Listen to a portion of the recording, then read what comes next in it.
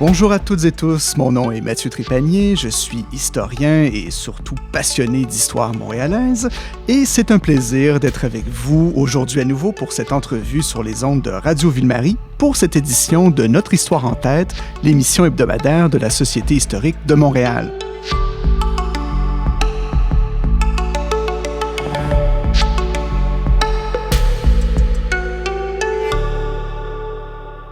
Aujourd'hui, je m'entretiens avec Émilie Girard. Émilie Girard, merci d'être avec nous aujourd'hui. Ça me fait plaisir. Émilie Girard, vous êtes historienne, vous êtes doctorante en histoire et vous travaillez à Hydro-Québec depuis 2014. Donc déjà, de quoi on va parler aujourd'hui? Et puis, dans 2023, vous êtes devenue conseillère dans l'équipe Accueil à Hydro-Québec après avoir été guide pendant de nombreuses années. Et c'est une équipe donc qui est principalement dédiée à l'accueil des visiteurs dans les installations d'Hydro-Québec qui sont ouvertes au public. Donc, dans la grande région métropolitaine, il y a plusieurs installations qui sont ouvertes au public. On pense à l'Électrium sur la rive sud, la centrale de Beauharnois, la centrale de la Rivière-des-Prairies qui est ouverte l'été, et bien sûr le siège social d'Hydro-Québec, l'édifice Jean-Lesage qui est situé sur le boulevard René-Lévesque. Et évidemment, vous l'aurez deviné, avec Émilie Girard, aujourd'hui, on va aborder l'histoire de peut-être la société d'État, de toutes les sociétés d'État au Québec. Bien sûr, on parle aujourd'hui d'Hydro-Québec. Effectivement, une grande société d'État, mais ce n'est pas la première, en fait. La première société d'État, c'est la Commission des liqueurs qui a été fondée en 1921. C'est vrai. On fera une émission là-dessus peut-être une prochaine fois. Exactement. Bien, en fait, Hydro-Québec, en 2023, c'est une entreprise publique, une société d'État qui est presque octogénaire. Donc, elle célèbre 79 ans d'existence, mais l'histoire de l'électricité au Québec remonte à beaucoup plus longtemps. On remonte à l'ère industrielle. Exactement. Donc, on parle d'électricité au Québec depuis plus de 135 ans, ce qui est quand même non négligeable. Et donc, je pense qu'il y a une petite révolution technologique qui apparaît justement donc, pendant la révolution industrielle. Et quand je dis une petite révolution technologique, c'est une énorme révolution technologique, évidemment. Exactement. Bien, en 1878, il y a une exposition universelle qui se tient à Paris. Et c'est lors de cette exposition universelle-là, au Trocadéro, qu'il y aura la démonstration de la lampe à arc électrique. Donc, c'est une invention de Pavel Jablochkov, un ingénieur russe qui habite Paris à l'époque. C'est révolutionnaire, dans le fond, cette lampe à arc-là, parce que c'est 100 fois plus puissant que les becs au gaz dont on sert pour l'éclairage urbain. Donc, c'est vraiment quelque chose de révolutionnaire. Et il y a un Montréalais qui assiste à cette démonstration-là au Trocadéro, Joseph Ambroise Isaïe Craig, fabricant de meubles, qui, on ne sait pas pourquoi, se retrouvait à Paris à l'époque, mais assiste à cette démonstration-là et se dit, bien, on devrait le faire à Montréal. Et il va mettre ce plan-là en marche. Et le 16 mai 1879, il va faire cette démonstration-là de la lampe à arc électrique juste ici, à côté de où on se trouve. Donc, en ce moment, on enregistre l'émission près de la place Jacques-Cartier. Et la démonstration de la lampe à arc électrique à Montréal en 1879, ça a lieu sur le Champ de Mars. Donc, on est à quelques jets de pierre de là. Puis l'événement est tenu dans le cadre des festivités d'anniversaire de la reine Victoria. Donc, c'est vraiment un événement qui réunit le tout Montréal. Et ça se tient sur le Champ de Mars, donc derrière l'Hôtel de Ville, l'ancien palais de justice, là, qui est aujourd'hui l'édifice Lucien-Saulnier. Je pense qu'il y a des gravures qui sont restées célèbres dans l'iconographie montréalaise, notamment, de cet événement-là. Exactement. Puis en fait, quand on les regarde, on se demande un peu ce qui se passe parce qu'on voit l'Hôtel de Ville, on voit l'ancien palais de justice, on voit la foule sur le Champ de Mars, mais on ne voit pas la dite lampe à arc. C'est qu'elle se trouve un peu à l'extérieur du cadre des gravures et on voit que les rayons qui sont projetés sur le Champ de Mars. Donc, c'est un petit peu... c'est ça. On voit pas, on devine la lumière, un peu comme l'électricité qui est invisible.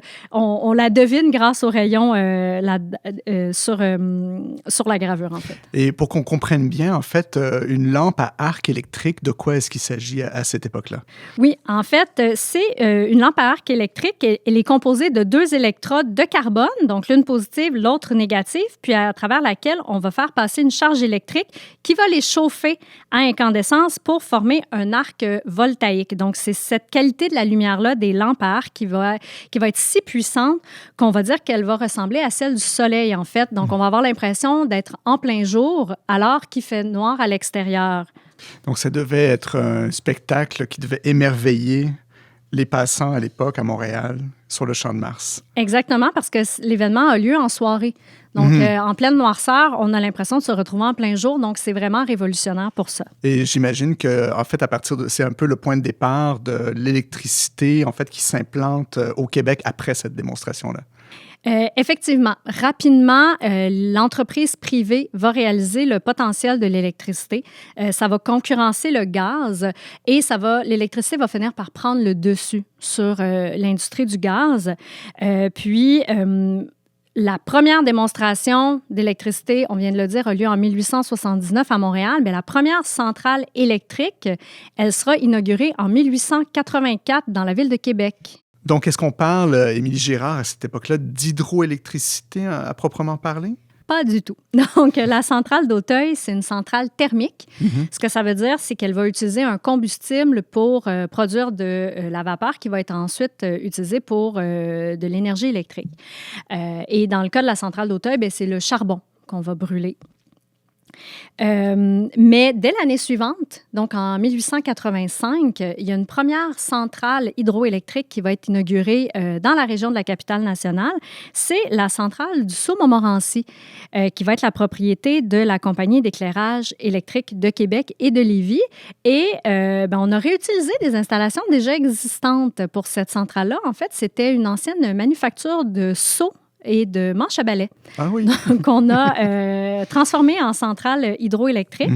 Et c'est cette centrale-là, d'ailleurs, qui va être utilisée pour l'éclairage, l'illumination de la terrasse du Frein le 29 septembre 1885. Donc, pour l'occasion, ce sont 34 lampes à arc qui vont être installées le long de la terrasse du Frein. Vous avez mentionné, donc, c'était la centrale du Sault-Montmorency. Donc, j'imagine que la proximité des chutes Montmorency, c'est peut-être un peu ce qui explique les balbutiements là, de l'éclairage et l'hydroélectricité au Québec, à Québec. Exactement. Donc, on va utiliser le potentiel de ces chutes-là. Puis c'est quelque chose, en fait, qu'on va répéter très souvent dans l'histoire du développement hydroélectrique, là, d'utiliser d'installer des centrales hydroélectriques à des endroits où il y a un fort potentiel de production d'énergie grâce à la force motrice de l'eau. Mais la centrale du Sault-Montmorency, elle ne va pas suffire à la demande. Donc, on va en construire une deuxième à proximité. Et c'est cette seconde centrale-là qui va permettre l'électrification du tramway à Québec dans les années 1890. La compagnie, elle va changer de nom à peu près à la même époque pour devenir la Montmorency Electric Power Company. Donc, la seconde centrale, elle va être mise en service là, entre 1894 et 1964 et elle aura comme nom très avant-gardiste, la centrale de la Montmorency. Donc, ça nous indique un peu où elle était. Puis, comme je disais, là, elle va permettre, entre autres, l'électrification du tramway de Québec. Donc, il y a une circonstance, en fait, géographique particulière, donc la présence des chutes Montmorency qui vont induire l'installation de cette première centrale hydroélectrique au Québec, donc à Québec, dans la région de la capitale nationale. Mais qu'est-ce qui se passe à Montréal à peu près à la même époque? Bien, il y a plusieurs compagnies, comme je disais, qui vont s'intéresser à l'électricité, mais aussi à tout l'appareillage électrique. Donc, ça nous prend des équipements pour produire, pour distribuer, des équipements à faire fonctionner avec de l'électricité. Donc, il y a beaucoup de compagnies qui vont plonger dans ce milieu-là, qui va d'abord, Montréal comme à Québec, être utilisé pour l'éclairage urbain. Et entre autres, il y aura la Royal Electric Company qui est fondée en 1884, donc à peu près à la même époque que les activités qu'on a pu voir à Québec, qui va remporter un de ces contrats d'éclairage public-là à Montréal. Montréal qui était auparavant éclairés au gaz, notamment grâce à la Montreal Gas Company. C'est pas anodin, ces deux compagnies-là. On va les retrouver très rapidement dans l'histoire d'Hydro-Québec. Puis, comme à Québec, à Montréal, au début, l'électricité, ça va surtout servir à l'éclairage des rues dans les municipalités puis au transport de passagers. Donc, encore là, on va passer du tramway hippomobile tiré par des chevaux à un tramway électrique. On va amorcer, d'ailleurs, cette électrification-là du tramway à Montréal en 1892. Puis ça va apporter une révolution aussi pour la ville dans la mesure où le tramway électrique va pouvoir nous permettre d'aller plus vite, plus loin. Donc, on va voir une amorce de spécialisation de certains quartiers puisque les gens ne vivent plus nécessairement une proximité piétonne de leur lieu de travail. Donc, on va avoir des quartiers résidentiels vraiment qui vont se développer à cause de cet accès-là au transport Donc, des quartiers électrique. commerciaux où on se rend pour faire du magasinage, par exemple, des quartiers où on ne fait que dormir ou vivre sa vie, mettons, et d'autres quartiers où on va plutôt travailler, des quartiers industriels. Donc, cette séparation de l'espace-là va être induite par, si je comprends bien, le tramway électrique. Exactement. Bien, ça va contribuer à ça. Puis, dans les dernières années là, du 19e siècle, la technologie servant à transporter l'énergie, elle n'est pas tout à fait au point. Donc, les premières centrales, elles sont vraiment construites à proximité des lieux de consommation. Puis, la première centrale à alimenter Montréal, comme à Québec, ça sera une centrale thermique. Ce n'est pas une centrale hydroélectrique. Ça sera la centrale thermique West End de la Royal Electric qui va être construite au milieu des années 1880. Elle sera située dans le quadrilatère des rues Wellington, Queen, Ottawa et Prince. Et sa production, elle servait là, essentiellement pour l'éclairage urbain. Et c'est également la Royal Electric qui va construire une des premières centrales hydroélectriques de la région métropolitaine, celle de Chambly, entre 1897 et 1999. Mais la première centrale hydroélectrique à être inaugurée dans la région de Montréal, elle est à Lachine et elle sera inaugurée en 1897.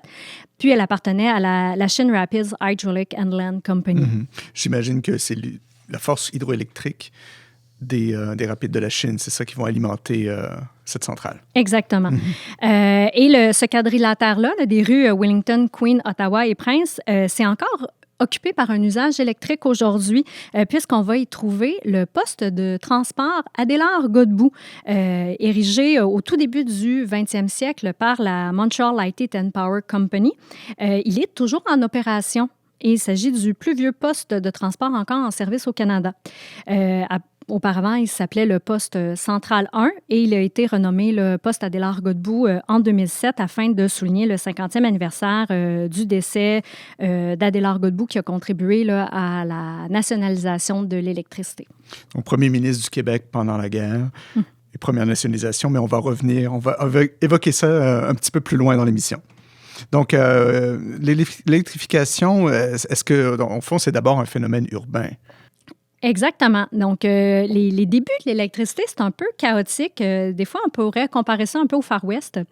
Les centrales sont construites à l'initiative de compagnies indépendantes, régionales. Puis, un bon indicateur de ça, c'est le nom des compagnies. Donc, on retrouve souvent le nom d'une ville ou d'une région dans les noms des compagnies, donc la Québec Power, la Montreal Light and Power, la Gatineau Power, la Shawinigan Water and Power. Et en même temps, tous ces noms anglophones vous donnent une idée dans la langue dans laquelle on travaillait aussi dans ces entreprises-là. Et le développement hydroélectrique va être une façon, par contre, d'amener les entreprises à s'installer au Québec à la suite de la récession économique des années 1880. Donc, dans les dernières années du 19e siècle, il y a une vingtaine de centrales dispersées un peu partout sur l'ensemble du Québec qui vont être construites. Au début, la majorité de ces centrales-là sont construites sur des emplacements anciennement ou déjà occupés par un moulin à eau. C'est le cas, par exemple, de la centrale La Rivière-des-Prairies, là, qui se trouve entre Montréal et Laval, qui est donc construite près du site patrimonial du Sault-Récollet, qui a abrité plusieurs moulins au 18e et 19e siècle. Puis, avant, en fait, la Première Guerre mondiale, le rythme de construction des centrales est très rapide parce qu'il y a une demande en énergie pour les industries. Puis, ces centrales-là sont quand même généralement de petite capacité, sauf la centrale des Cèdres qui est en Montérégie, qui a été mise en service là, en 1914, au tout début de la guerre, et qui a une puissance installée quand même de 74,8 mégawatts et de 9 groupes turbines alternateurs. Là. C'est quand même très, très grand et très puissant pour l'époque. Et sa production, bien, elle est destinée au marché américain initialement, là, donc pour une aluminerie qu'on retrouve aux États-Unis. Puis la guerre, elle amène, elle aussi, une forte demande en énergie, en électricité. On va débuter à ce moment-là la construction de plusieurs centrales de grande envergure qui vont être érigées par ou pour des compagnies énergivores, donc qui vont être des grandes consommatrices d'électricité. On va parler des pâtes et papiers, des alumineries, des usines de produits chimiques, aussi les mines. Donc, c'est des compagnies qui veulent vraiment de l'énergie. Puis, autour de ces industries-là vont se développer des villes. Donc, c'est le principe aussi des villes de compagnie qu'on va voir apparaître puis qui vont se développer. C'est un grand changement pour le Québec, ça, dans la mesure où jusqu'à ce moment-là, les industries étaient essentiellement cantonnées autour du canal La Chine, par exemple, à Montréal. Là, donc, on va aller en région. Alors ça, c'est super intéressant là, au niveau de l'histoire du Québec de voir que le développement d'un secteur d'activité va permettre aussi le développement de la province à plus grande échelle. Puis, comme je l'ai dit, dans le fond, initialement, l'électricité, ça va principalement servir à l'éclairage urbain, au transport aussi. Mais c'est vraiment à partir des années 1920 que les réseaux d'électricité vont aller rejoindre les clients résidentiels, donc aller dans les maisons, dans les bâtiments. Qui peut avoir ça à cette époque-là? C'est pas mal la classe aisée. Et c'est un produit de luxe initialement, mais ça va se démocratiser assez rapidement. Dès les années 1930, quand on habite en ville, on s'attend, peu importe le quartier où on habite, d'avoir l'électricité dans notre résidence. Donc, c'est vraiment devenu une commodité, un service public. Ah oui, donc dès les années 30, même dans les quartiers populaires, on s'attend à avoir ce service-là dans nos résidences. Somme toute, il faut quand même être capable de payer la facture, ce qui, on va le voir, est un peu hasardeux. Puis un bon exemple d'une centrale qui a été construite justement pour ces compagnies-là, c'est celle des Rapid Farmers en Outaouais, qui va être la propriété de la Gatineau Power. Et sa production, elle sera d'abord destinée à alimenter la nouvelle usine de la Canadian International Paper Company, qui va être l'une des plus importantes papetières d'Amérique du Nord à l'époque. Donc, on pourrait dire que ces compagnies-là, finalement, développent des monopoles régionaux. Exactement. Elles vont aussi se partager les poteaux de distribution d'électricité dans les villes. Par exemple, à Montréal, on a des fois l'impression d'avoir une immense toile d'araignée, de fils au-dessus de nous parce qu'il y a les fils de tramway, il y a les fils de distribution d'électricité, il y a le télégraphe, puis le téléphone. Donc, c'est vraiment c'est très particulier. Ça donne une autre ambiance à la ville. Et ces compagnies-là, elles vont aussi fusionner entre elles pour créer un marché qui est de plus en plus lucratif. Puis c'est dans ce contexte-là, en 1901, donc au tout début du 20e siècle, que sera fondé probablement le plus fort de ces monopoles régionaux, la Montreal Light, Heat and Power, qui est créée de la fusion de la Montreal Gas et de la Royal Electric. Donc, on va combiner l'énergie gazière et l'énergie électrique. Et la Montreal Light, Heat and Power, elle va éliminer rapidement sa concurrence. Elle va acheter plusieurs des petites entreprises qui vont menacer son marché. Puis en 1916, elle va devenir la Montreal Light, Heat and Power Consolidated. Et elle va compter, outre la compagnie mère, plusieurs filiales qui vont opérer sur l'ensemble du territoire métropolitain, en fait. On va penser, là, entre autres, à la Montreal and St. Lawrence Light and Power Company, la Lachine Rapids Hydraulic and Land Company, la Cedars Rapids Manufacturing Power and Company, qui vont être des exemples de compagnies qui vont être absorbées par la Montreal Light, Heat and Power Consolidated. Puis un autre exemple de ça, en fait, c'est la Montreal Island Power qui va commencer la construction de la centrale de la Rivière-des-Prairies, là, dont on a parlé, et qui va être achetée, en fait, avant même la fin des travaux. Donc, la centrale de la Rivière-des-Prairies va devenir la propriété de la Montreal Light Heat and Power. Et donc, vous avez mentionné l'année 1929. Donc, j'aimerais savoir, la crise arrive et quel effet ça a ensuite sur le développement des centrales? En fait, on pourrait penser que justement, crise économique égale ralentissement de la demande, égale frein du développement hydroélectrique. Pas vraiment. Donc, oui, il y a une baisse de la demande industrielle, mais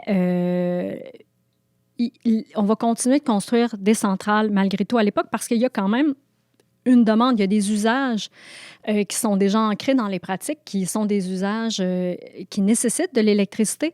Donc, on va continuer de construire des centrales, mais il va y avoir une certaine hostilité de la part de la population envers le capital financier, puis les monopoles en général, là, parce que si vous habitez, par exemple, la région du territoire de la Gatineau Power, bien, vous ne pouvez être desservi que par la Gatineau Power. Et ces monopoles-là ont le pouvoir décisionnel surtout sur les tarifs, la qualité du service, le développement du réseau. Donc, il y a une certaine hostilité là, par rapport à ça. Et aussi sur la spéculation foncière que ces grandes compagnies-là vont effectuer. Puis la population, elle se demande aussi pourquoi les tarifs sont aussi chers. Donc, il y a toutes ces préoccupations-là, mais en même temps, on est dans une période de crise, dans une période de très grand chômage. Et la construction de ces installations hydroélectriques-là, ça doit employer beaucoup de personnes. Oui. Exactement, ça apporte des emplois. Par exemple, la centrale de Beauharnois, la première phase de la centrale de Beauharnois qui va être construite à cette époque-là, c'est quand même un chantier de 3000 personnes. Donc, c'est 3000 emplois pendant plusieurs années.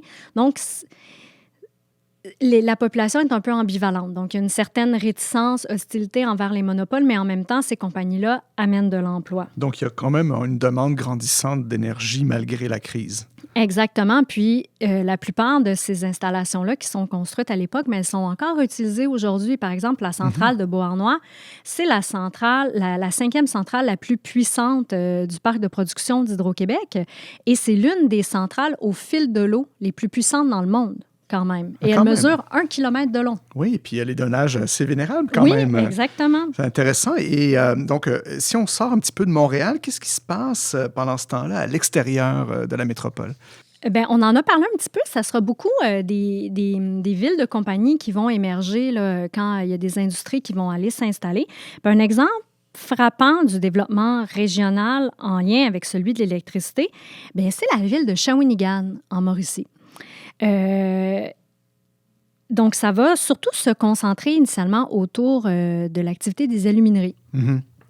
Donc, les entreprises d'électricité, donc la Shawinigan Water and Power, va alimenter en énergie des alumineries. Puis c'est d'ailleurs dans ce contexte-là que sera construite l'usine de la Norton Aluminium Company à Shawinigan, où on va couler le premier lingot d'aluminium au Canada le 23 octobre 1901. C'est donc la Shawinigan Water and Power Company qui va créer le premier complexe hydroélectrique à Shawinigan. Puis, à Montréal, la Montreal Light Heat and Power, elle a beaucoup de demandes. Elle a de nombreux clients, mais elle a très peu de centrales autour de l'île qui peuvent fournir assez d'électricité pour alimenter ces clients-là. La Shawinigan, elle a le problème inverse. Elle a beaucoup d'énergie qu'elle peut produire, mais elle a peu de clients. Donc, elle va essayer de vendre de l'énergie à d'autres compagnies, dont la Montreal Light Heat and Power, qui va être un peu réticente au départ, mais qui va finir par s'entendre avec la Shawinigan et il y aura la mise en service en 1903 d'une première ligne de transport à quand même une distance conséquente. Donc, c'est 135 km pour une ligne de transport à 50 kilovolts ou 50 000 volts, qui est la plus longue et la plus puissante au Canada au moment de sa mise en service. Puis, elle va arriver dans ce qui est aujourd'hui l'arrondissement Mercier-Hochelaga-Maisonneuve, qui à l'époque, c'est la ville de Maisonneuve. Ça va arriver au poste Jeanne d'Arc qui est encore en service aujourd'hui et qui abrite notamment les archives d'Hydro-Québec.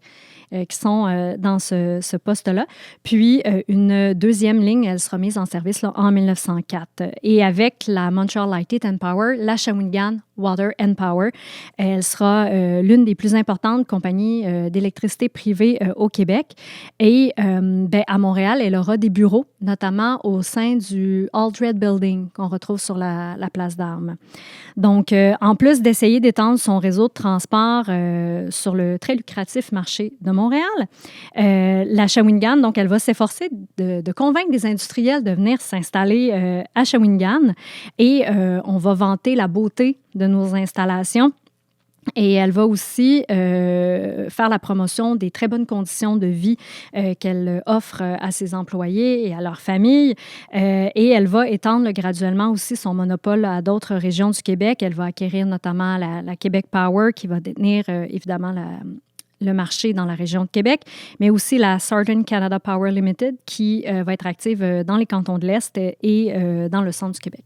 Émilie Girard, c'est vraiment fascinant, passionnant. Et quand on préparait, vous et moi, l'émission, vous parliez en fait de vous avez une petite tendresse personnelle pour les installations qui se trouvent à Shawinigan. Oui, la centrale de Shawinigan 2, c'est un peu mon enfant hydroélectrique préféré. C'est un complexe et d'un point de vue historique qui est magnifique parce qu'on a vraiment la rivière Saint-Maurice et la centrale. Et on a le point de vue, quand on descend la côte, on voit tout l'aménagement du complexe hydroélectrique avec les conduites forcées.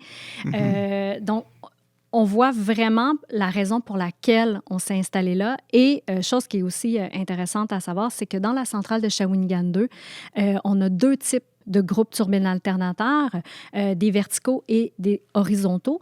Et un groupe turbine alternateur, c'est grâce à ça notamment qu'on va pouvoir utiliser la force de l'eau pour faire de l'électricité. Et des groupes horizontaux, c'est très rare.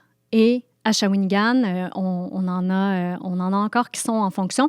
Et c'est l'une de nos plus vieilles centrales hydroélectriques, là, toujours en activité. Elle est plus que centenaire. Est-ce qu'on peut la visiter? Absolument. Oui. On peut visiter la centrale de Shawinigan 2, surtout l'été, mais on peut aussi en faire la visite pendant l'année scolaire également.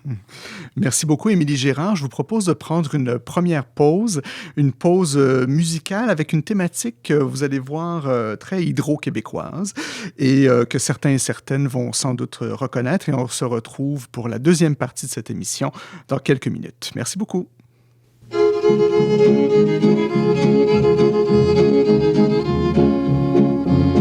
Il va frapper à la porte à Wignahan, à Wignahan. La bonne femme lui a demandé ce qu'il voulait, ce qu'il souhaitait. Oh, je voudrais, madame, je voudrais bien entrer. Ah ben, a dit, entrez donc ben largement, mon mari tout rapidement. Il y a des hommes de rien qui rentrent puis qui rentrent. Il y a des hommes de rien qui rentrent puis ça ne fait rien. Il y a des hommes de rien qui rentrent puis qui rentrent. Il y a des hommes de rien qui rentrent, ça ne fait rien. Après qu'il a eu entré à Wignahan, la bonne femme lui a demandé ce qu'il voulait, ce qu'il souhaitait.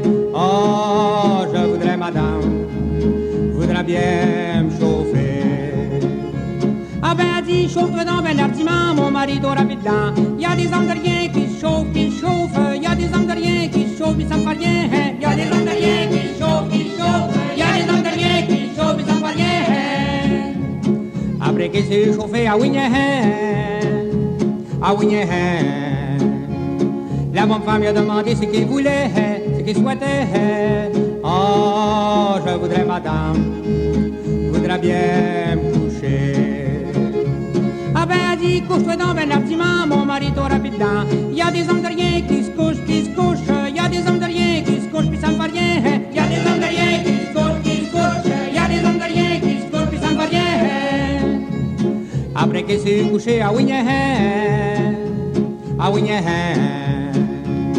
la bonne femme lui a demandé ce qu'il voulait, ce qu'il souhaitait. Oh, je voudrais, madame, je voudrais bien vous embrasser. Ah ben, a dit, embrasse-moi donc ben bâtiment, mon mari est au rapide-dent. Il y a des hommes de rien qui m'embrassent et qui m'embrassent. Il y a des hommes de rien qui m'embrassent, puis ça me fait rien. Il y a des hommes de rien qui m'embrassent et qui m'embrassent. Il y a des hommes de rien qui m'embrassent, puis ça me fait rien. Après qu'il l'a eu embrassé, ah oui, ah oui, la bonne femme lui a demandé ce qu'il voulait, ce qu'il souhaitait.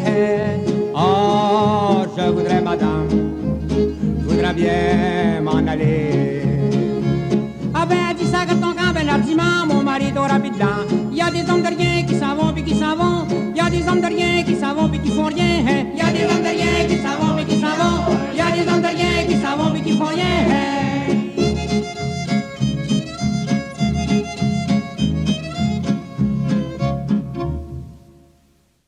Nous sommes de retour pour cette deuxième partie de l'émission en compagnie d'Émilie Girard. Donc, Émilie, juste avant la pause musicale, on parlait justement de la régionalisation des petits monopoles régionaux qui se sont développés en matière d'électricité au Québec. C'est souvent, à vous entendre, souvent les mêmes noms de régions qui reviennent, hein, généralement. Donc, Montréal, Québec, Shawinigan, on en parlait à l'instant. Si je comprends bien, est-ce qu'on peut en déduire que certaines régions sont peut-être moins choyées, voire pas du tout en termes d'accès à l'électricité? Exactement. À titre d'exemple, le Bas-Saint-Laurent puis la péninsule gaspésienne vont connaître une électrification beaucoup plus lente. Parce qu'elles sont plus éloignées, c'est ça? Exactement. Parce qu'elles sont peu éloignées, elles sont plus éloignées et il y a peu de clients industriels aussi. Donc, peu de clients lucratifs. Donc, ces monopoles régionaux-là, ils sont à la recherche généralement d'argent. Donc, ils veulent des revenus, faire des bénéfices. Donc, les régions éloignées sont peu lucratives à cet égard-là. Et il y a aussi peu de potentiel hydroélectrique. Donc, ça prend une certaine force de l'eau pour pouvoir alimenter justement les groupes turbines alternateurs et produire de l'électricité. Donc, il y a peu de ce potentiel-là qu'on va retrouver dans ces régions-là. Puis, afin de raccorder des clients en zone rurale éloignée, ça veut aussi dire de mettre en place un réseau de distribution étendu, ce qui va coûter très cher pour peu de clients. C'est pourquoi les zones rurales et excentrées vont prendre du temps à être électrifiées là, comparativement à d'autres et que les tarifs vont être parmi les plus élevés. Ah oui, comme par exemple? Par exemple, en 1925, si vous habitez la région de Québec, votre kilowattheure, donc, votre consommation d'énergie, elle va vous coûter 6 sous le kilowattheure. Et à titre de comparaison, le kilowattheure au Québec, aujourd'hui, On va y venir. OK. On continue en 1925. Donc, 6 sous à Québec, le kilowattheure. Le kilowattheure. Si vous habitez Montréal, la même année, on parle de 3,5 sous le kilowattheure. Presque moitié moins. Moitié moins. Et encore mieux, si vous habitez la région de Saint-Hyacinthe, en Montérégie, vous payez moins de 1 sou le kilowattheure la même année. En 2023, on paye autour de 7,6 sous le kilowattheure à Hydro-Québec. Donc, pensez-y, 1925, à Québec, 6 sous. Avec l'inflation, les tarifs étaient beaucoup plus élevés qu'aujourd'hui. Beaucoup plus élevés.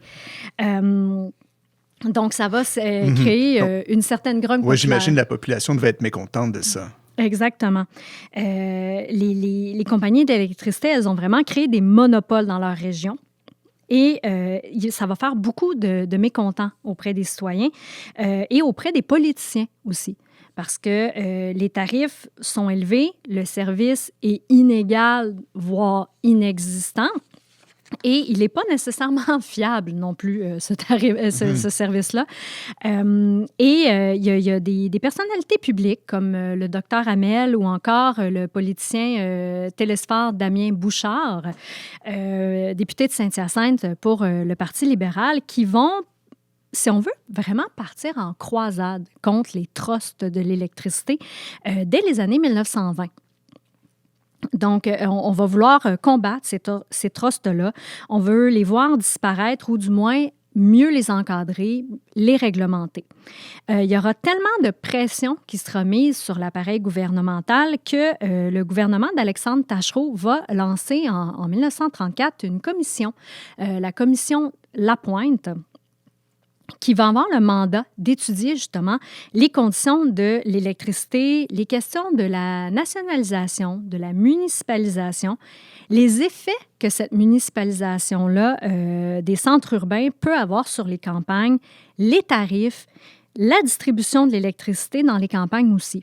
Donc, le mandat de la commission Lapointe, il est vraiment très vaste. Et elle va publier son rapport l'année suivante, en 1935, et ça va clairement faire ressortir les abus des entreprises d'électricité aux dépens des consommateurs. Les observations de la commission Lapointe vont créer la commission de l'électricité, qui est un peu l'ancêtre de la régie de l'énergie actuelle, dont le mandat va être, entre autres, d'encadrer les compagnies privées. Malgré tout, elle très consciente de son importance dans l'économie montréalaise puis de sa situation de monopole, la Montreal Light and Power, elle ne va pas coopérer et s'oppose au changement, en fait, demandé par la Commission de l'électricité. Puis il faudra attendre l'arrivée au pouvoir du gouvernement libéral d'Adélard Godbout pour que la première nationalisation ait lieu le 14 avril 1944, qui va se réaliser là, à la suite de l'adoption du projet de loi 17, qui va exproprier les actifs électriques et gaziers de la Montreal Light and Power Consolidated et de ses filiales. Puis c'est en fait cette compagnie-là qui va avoir le plus exploité ses clients, autant au niveau des tarifs, des prix, que la qualité du service qui est offert. Puis la nationalisation, ce qu'elle va faire, c'est créer la Commission hydroélectrique de Québec, qui est le premier nom d'Hydro-Québec. En fait, son nom officiel, c'est la Commission hydroélectrique de Québec. De Québec. Ouais. Et qu'est-ce que cette première nationalisation va apporter effectivement? En fait, elle va rapidement apporter des meilleurs tarifs, mais surtout des tarifs qui sont compatibles avec une saine gestion financière. Puis ça, c'est autant pour les clients résidentiels que les clients d'affaires ou les municipalités. Puis l'administration là, de la nouvelle commission, elle sera confiée à 5 membres indépendants du gouvernement et Adélard Godbout va nommer Télésphore Damien Bouchard comme premier commissaire, si on veut. Puis le premier commissaire, c'est un peu l'ancêtre de la fonction de président-directeur général. Le premier président d'Hydro-Québec avant que tout ça existe. Exactement, parce que c'est une autre structure de gouvernance.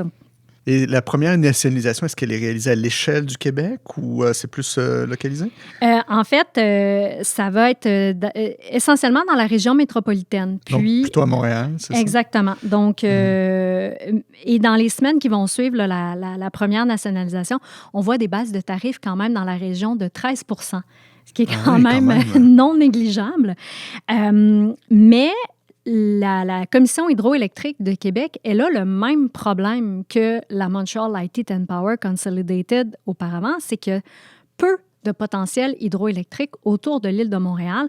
Donc, la création de la commission va déjà prendre en compte le fait qu'on veut s'étendre, on veut aller à l'extérieur, notamment aller voir du côté de la Côte-Nord pour exploiter le potentiel hydroélectrique des rivières qu'on va trouver là-bas. Donc, cette première nationalisation, Émilie Girard, c'est intéressant parce que c'est un peu l'histoire du Québec moderne, en fait. Exactement. Bien, en fait, c'est un exemple des premiers balbutiements de l'État-providence qu'on aura au Québec.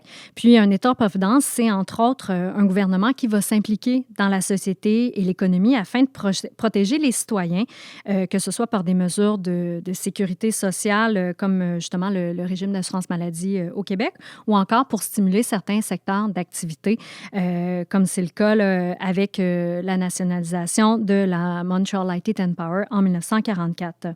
Puis, à ce jour, Hydro-Québec, c'est encore une société d'État et à ce titre, on remet 75 % de notre bénéfice net au gouvernement sous forme de dividendes. Donc, on participe à la prospérité collective de cette façon-là. Et cette prospérité collective, elle s'incarne notamment souvent dans le siège social d'Hydro-Québec. Est-ce que c'est celui, à ce moment-là, qu'on connaît aujourd'hui, qui se trouve sur le boulevard René-Lévesque? Non. En fait, parce que ce bâtiment-là, il est construit à la fin des années 50, le tournant des années 1950, début 1960. Le premier siège social de la Commission hydroélectrique de Québec, c'est le Power Building. C'était le siège social de la Montreal Light and Power, qui était situé au coin des rues Craig, qui est aujourd'hui Saint-Antoine, et la rue Saint-Urbain. C'était un bâtiment très, très classique, très imposant, de facture assez victorienne là, dans son aspect. Et le Power Building fait partie des actifs qui sont nationalisés. Mhm. Donc, quand on parle de nationalisation, c'est pas juste les centrales, c'est tout. Donc, c'est Émilie Girard, c'est ce bâtiment-là que les employés ont quitté donc pour intégrer le nouveau siège social ensuite? Exactement. Donc, on va prendre possession du Power Building le lendemain matin de la nationalisation. Donc, le 15 avril 1944, on a nos 5 commissaires. Mhm. Donc, le premier groupe de dirigeants d'Hydro-Québec, là, donc on a parlé de Télésphore Damien Bouchard, mais il y a aussi John W. McCammon, Raymond Latreille, George C. MacDonald et Ludger Eugène Potvin, là, qui sont les premiers commissaires d'Hydro-Québec qui vont prendre possession du Power Building. Et ça sera le siège d'Hydro-Québec, là, vraiment le siège social de ce moment-là, donc de 1944 jusqu'au début des années 1960, parce qu'on va vouloir éventuellement quitter ce bâtiment-là qui devient trop petit pour les activités de l'entreprise, qui va croître quand même de façon considérable, parce que oui, on va avoir des activités dans la région métropolitaine, mais éventuellement, on va développer des complexes hydroélectriques sur la Côte-Nord, notamment sur la rivière Bersimis. Et ce premier siège d'Hydro-Québec, donc l'ancien siège de la Montreal Light and Power, est-ce qu'il existe toujours ou il a disparu? Il a disparu. Donc, ne le cherchez pas. Mm-hmm. Il a été remplacé par une structure très colorée, bien connue de Montréal, le Palais des Congrès. Donc, le bâtiment, il n'existe plus. Puis, les seuls vestiges physiques qu'on connaît encore du Power Building peuvent être vus à l'intérieur du siège social actuel. Donc, ce sont des plaques commémoratives qui soulignent le décès d'employés lors des 2 guerres mondiales. Donc, on a des plaques et on a des petits coquelicots décoratifs là, qui accompagnent ces plaques-là. Donc, on peut retrouver tout ça dans le hall d'entrée de l'actuel siège social. Et ça va être aussi, à cette époque-là, là, avec la création de la Commission hydroélectrique de Québec, qu'on va se doter d'un premier logo qui s'inspire beaucoup de l'héraldique et on va avoir beaucoup d'éléments très parlants. Donc, sur ce logo-là, on va avoir des fleurs de lys là, qui rappellent l'héritage français. On va aussi avoir la feuille d'érable canadienne, le léopard qui symbolise l'Empire britannique, le fameux castor, symbole des bâtisseurs de barrages, mais aussi la torche et l'éclair, qui vont parler de l'activité, donc des actifs gaziers et électriques. Donc, la Commission hydroélectrique de Québec, initialement, c'est pas juste de l'hydroélectricité, c'est aussi des actifs gaziers. Émilie Girard, je me permets de revenir un tout petit peu en arrière à cette première nationalisation. Si je ne me trompe pas, les libéraux de Godbout sont défaits aux élections provinciales de 1944. Qu'est-ce qui se passe ensuite pour ce qui va devenir en fait le Hydro-Québec qu'on connaît aujourd'hui? Bien, effectivement, le gouvernement libéral d'Adélard Godbout sera remplacé par celui de l'Union nationale de Maurice Duplessis, qui va profiter de cette époque-là pour créer l'Office d'électrification rurale, donc étendre un peu le service d'électricité là, dans les différentes régions du Québec. Et on va surtout viser avec ça à électrifier les fermes. C'est un mouvement qui avait déjà été amorcé là, pendant la crise économique, là, alors qu'on avait une moins grande demande industrielle. Bon, on s'est dit qu'on allait aller électrifier les campagnes. Puis c'était quelque chose notamment que la Shawinigan Water and Power avait commencé à faire. Puis, afin d'encourager les fermiers à électrifier leurs maisons et leurs installations, on va créer l'appellation « ferme bien électrifiée ». Et ça va permettre de reconnaître justement les fermes qui vont avoir des installations électriques adéquates. On va avoir des pancartes qui vont être plantées devant chaque ferme. On va offrir des cadeaux, des certificats qui vont être donnés aux fermiers et aux fermières tout ça va attester de la modernité de l'installation et on espère rendre jaloux les voisins pour que ça fasse boule de neige. Pour que le voisin aussi soit intéressé à électrifier sa ferme. C'est un programme qui va être vraiment amorcé là, davantage en 1958-1959 et qui va se terminer quand même bien après la seconde nationalisation en 1974.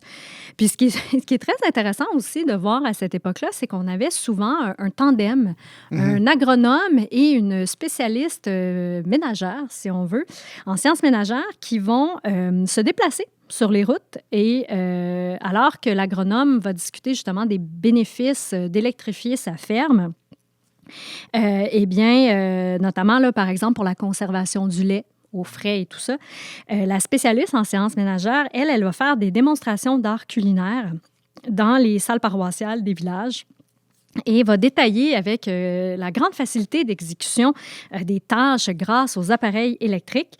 Donc, ces deux professionnels-là vont pas nécessairement être toujours au même endroit en même temps, mais on les retrouve régulièrement, pas très loin l'un de l'autre.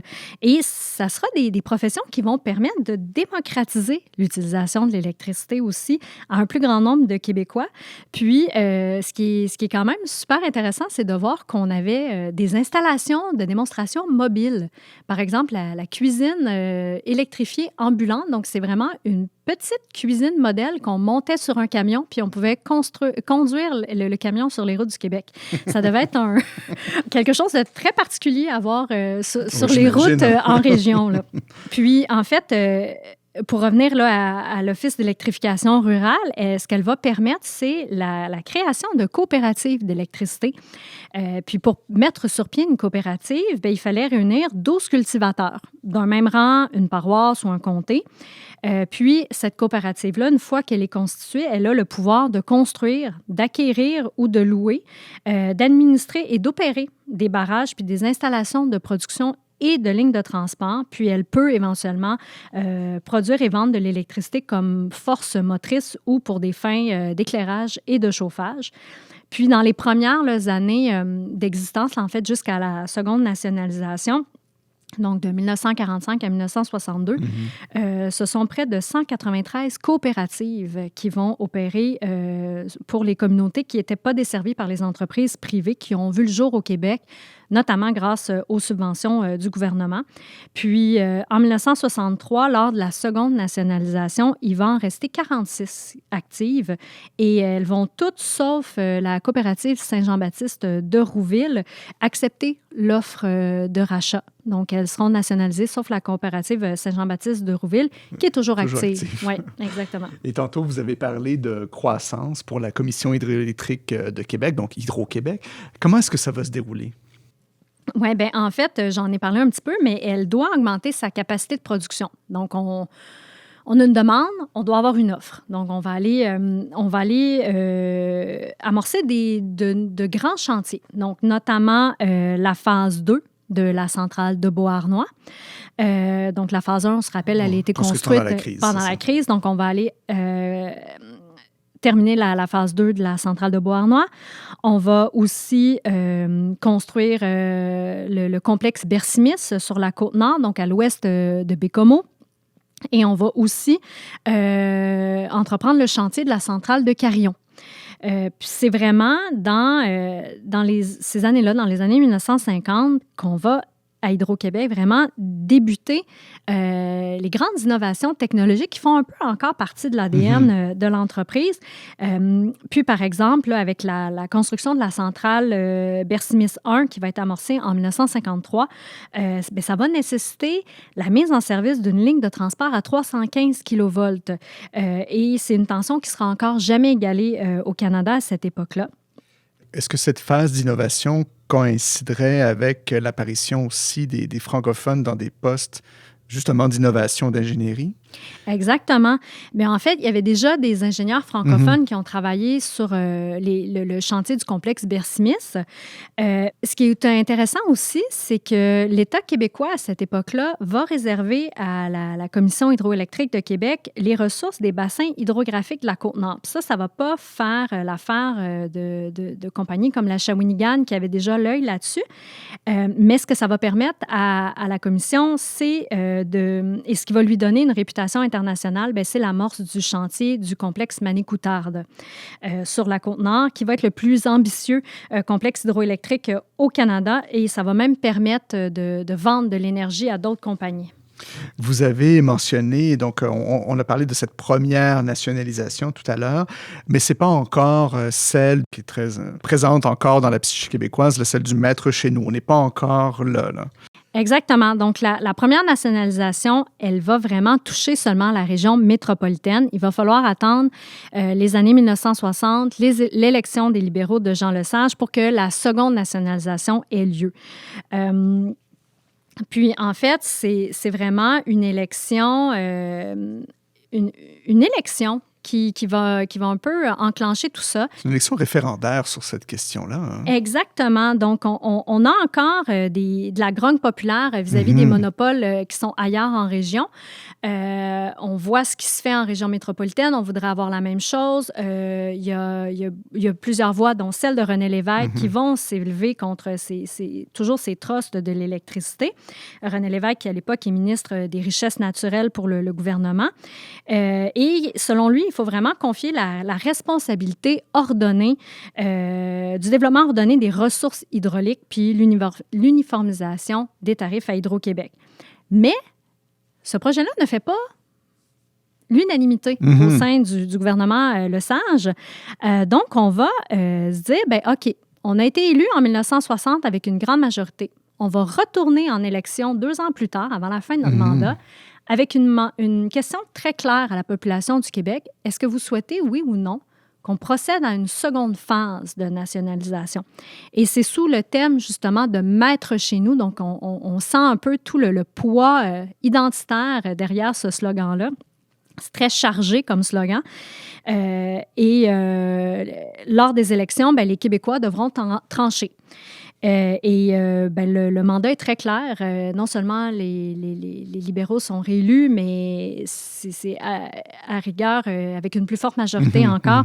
Donc, le mandat est clair, on dit là. Exactement. Le mandat est clair. On va procéder à une seconde nationalisation, puis c'est ce qu'on va faire en 1963. Je crois qu'il y a quelques compagnies municipales qui ont refusé la nationalisation. Hein? Exactement. Et dont certaines existent toujours. En fait, ces entreprises-là existent toujours. Et on parle on a parlé un petit peu de la coopérative Saint-Jean-Baptiste de Rouville. Ouais. On a Hydro-Westmount, le service électrique de la ville d'Alma, le service d'électricité de la ville d'Amos, le service d'électricité de la ville de Bécomo, Hydro-Quaticook, Hydro-Jonquière, Hydro-Magog, Hydro-Joliette et Hydro-Sherbrooke. Donc, encore là, on est dans la vieille tradition de... C'est par région, hein? C'est ça. Exactement. La région est dans le nom, c'est ça. C'est vraiment des territoires municipaux. Et à la lumière de tout ça, ce qu'on constate, en fait, c'est que le développement de l'électricité comme secteur économique, disons, d'importance, s'est fait, somme toute, relativement rapidement. Vraiment. En quelques décennies, l'électricité, elle s'est vraiment imposée comme moteur de l'activité industrielle, mais aussi comme agent de développement urbain. Donc, on en a parlé un petit peu, justement, l'espèce de voile de câble qu'on retrouvait dans les villes. Mais l'électrification, elle va permettre aussi à certaines activités de s'installer à l'extérieur des centres plus traditionnels de l'industrie. Et ça va marquer le développement industriel régional aussi. Puis la création de la Commission hydroélectrique de Québec, là, donc d'Hydro-Québec, va marquer un tournant dans la création de l'État-providence au Québec. Puis à ce jour, c'est encore très particulier d'avoir une entreprise publique qui gère un secteur d'activité aussi important sur un territoire aussi grand. Sur un territoire aussi grand, tout à fait.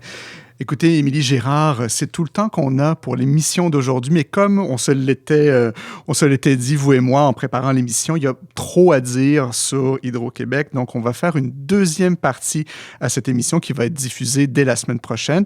Donc, Émilie Gérard, je rappelle aux auditeurs qui nous écoutent que vous êtes employée d'Hydro-Québec depuis 2014 et depuis 2023, vous êtes conseillère dans l'équipe accueil après avoir été guide pendant de nombreuses années. Vous êtes également doctorante en histoire. Merci beaucoup d'avoir été là aujourd'hui. On se retrouve, vous et moi, donc la semaine prochaine pour cette seconde partie de l'émission qui va parler de l'histoire d'Hydro-Québec plutôt à partir de la seconde nationalisation jusqu'à une époque plus récente donc d'Hydro-Québec. Merci beaucoup, Émilie Gérard. Ça me fait plaisir. À la semaine prochaine. À la semaine prochaine.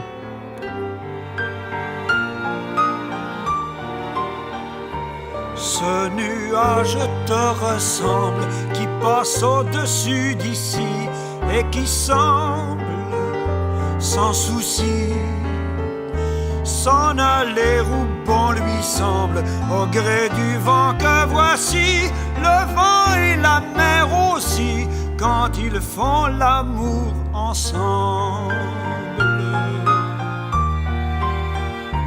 Cette neige t'est pareille qui font alentour d'ici et réveille sans un bruit un vieux jardin qui sommeille tout l'hiver dans ses replis, le merle et la grive aussi qui m'ont conté ses merveilles.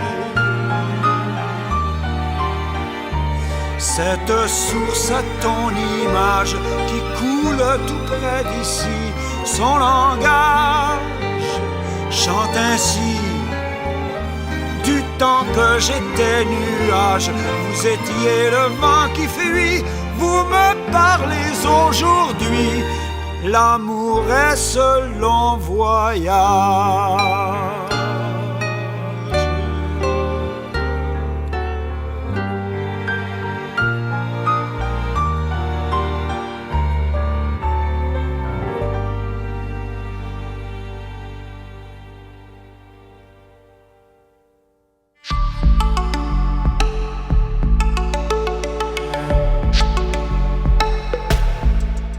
Nous en sommes maintenant à la fin de cette émission. Vous pourrez la retrouver sur le site de la Société historique de Montréal à l'onglet Émissions de radio ou sur notre chaîne YouTube. Nous vous invitons, si ce n'est déjà fait, à devenir membre de la Société historique de Montréal, ce qui nous permet de produire ces émissions. Alors, merci de nous avoir écoutés et à la semaine prochaine.